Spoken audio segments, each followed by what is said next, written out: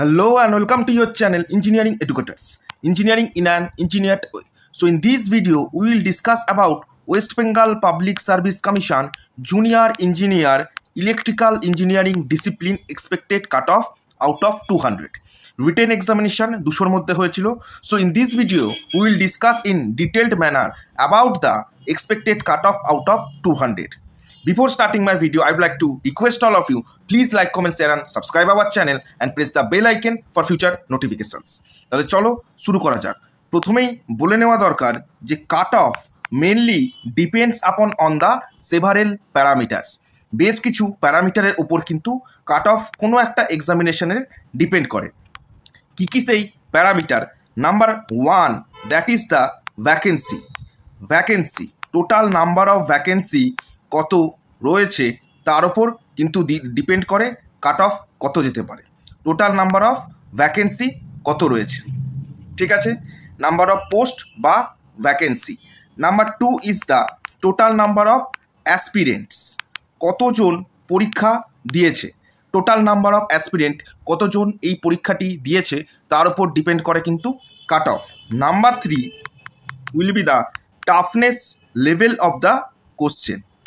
Toughness level of the question, এই toughness লেভেলটা easy to moderate না মডারেট টু টাফ, কি টাইপের প্রশ্নপত্রটি এসেছিল রিটেন এক্সামিনেশনে তার উপর কিন্তু ডিপেন্ড করে কাট অফ।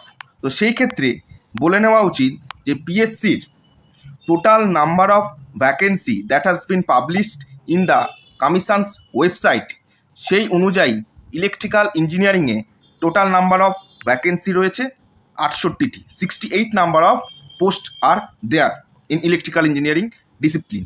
তো আনরিজার্ভড ক্যাটাগরিতে রয়েছে 35টি seat, 35 number of vacancies are there.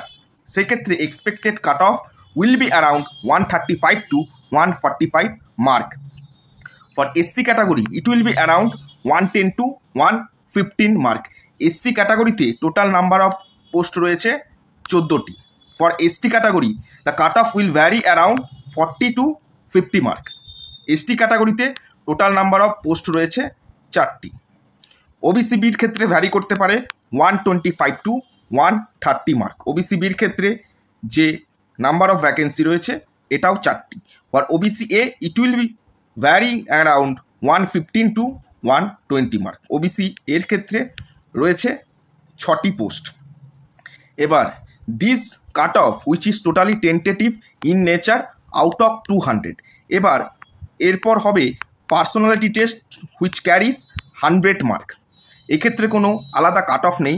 Aggregated marks out of 300 it will be around 185 to 190 out of 300।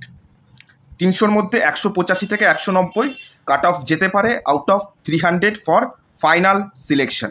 এটা 5 থেকে 10 নাম্বার বাড়তেও পারে। নর্মালি এই কাট অফটা দেওয়া হয়েছে for final selection and this cut of for categorical post সেটা কিন্তু দেওয়া হয়েছে অ্যাজ পার 1:3 রেশিও। 1:4 হলে কাট অফ 5 থেকে 10 নাম্বার কমতে পারে। আর ফাইনাল কাট অফ যেটা বলা হয়েছে 185 to 195 এটা ভ্যারি করতে পারে এবং ফেভারেবল ডিপার্টমেন্ট সেটা যদি ইচ্ছে থাকে সেক্ষেত্রে 15 থেকে 20 নাম্বার কিন্তু এনহ্যান্স হতে পারে ফর আনরিজার্ভড ক্যাটাগরি। এবং বাকি যে ক্যাটাগরিক্যাল পোস্ট রয়েছে তাতে যেরকমভাবে এখানে প্রপোর্শনটি দেওয়া রয়েছে for final selection out of 300, সেক্ষেত্রে সেই প্রপোর্শন বা অনুপাতটি কিন্তু মেনে চলবে। Thank you for watching my video. Please give your valuable feedback in the comment section. Thank you, have a great day. জয় হিন্দ।